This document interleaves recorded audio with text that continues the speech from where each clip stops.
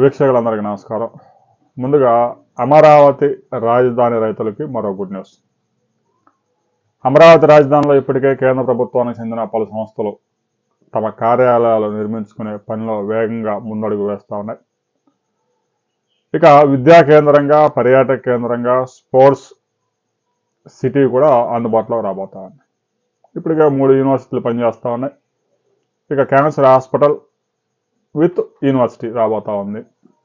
ఇక ESI hospital కూడా కేంద్ర ప్రభుత్వం ఒక ప్రకటన చేయబోతా ఉంది. తాజాగా ఏపీ కేబినెట్ ఒక కీలక నిర్ణయం తీసుకుంది. 165 కోట్ల రూపాయల వ్యయంతో పిచ్చుకొలపాలెం వద్ద లా అకాడమీ ఏర్పాటు చేయబోతా ఉన్నారు.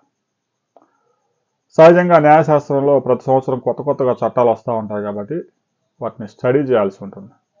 అయితే ఇది విద్యార్థుల కోసం కాదు, న్యాయమూర్తులు, న్యాయవాదుల కోసం ఏర్పాటు చేసిన లా అకాడమీ.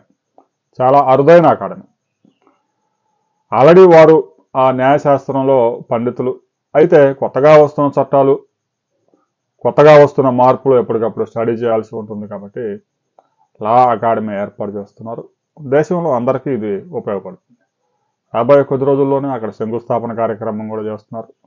అందుకు కావలసిన భూమిని కూడా రాష్ట్ర ప్రభుత్వం సిఆర్డీఏ కేటాయించింది.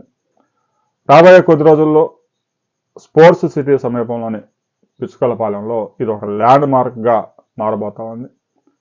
ఇక నల్సార్ యూనివర్సిటీకి సంబంధించి ఢిల్లీలోని బార్ కౌన్సిల్ న్యాయవాదులు అంతర్జాతీయ ప్రమాణాలతో ఒక యూనివర్సిటీ పెట్టేందుకు ఇప్పటికే సిఆర్డీతో సంప్రదింపులు జరిపారు.